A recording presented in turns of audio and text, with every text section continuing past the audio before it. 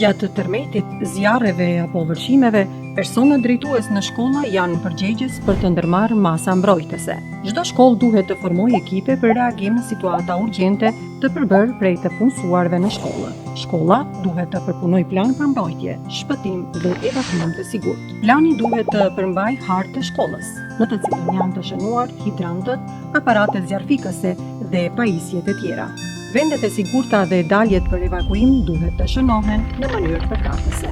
Gjatë tërmetit, mësimdhënësit i qetësojnë fëmijët duke u thënë të fshihen nën tavolinë dhe të qëndrojnë larg dritareve dhe mureve. Drejtori, ekipi për evakuim dhe të punësuarit në shkollë kujdesen për evakuimin e sigurt në hapësirë të hapur sipas planit. I qetësojnë nxënësit duke u sqaruar që t'i mbrojnë kukat dhe të mos shtyhen, të mos vrapojnë, të mos flasin dhe të mos kthehen mbrapa. Gjatë zjarrit, menjëherë aktivizohet alarmi për zjarr dhe njoftohen shërbimet zjarfikëse dhe policia.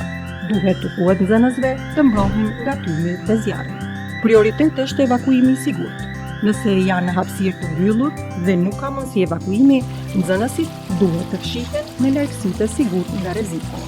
Gjatë vërshimit, kur ka ardhje të shpejtë të ujit dhe nuk ka mundësi për evakuim, fëmijët duhet të strehohen në largësi të sigurt dhe të njoftohen shërbimet zjarfikëse dhe policia.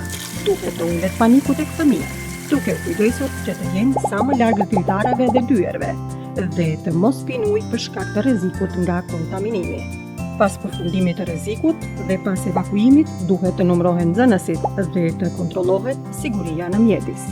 Nëse mungon ndonjë nxënës apo i punësuar, aktivizohet ekipi për shpëtim, ndërsa nëse dikush lëndohet, aktivizohet ekipi për ndihmë të shpejtë.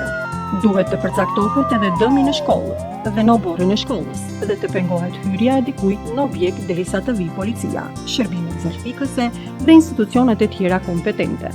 Veprimi i shpejtë, i koordinuar dhe i planifikuar shpëton jetë.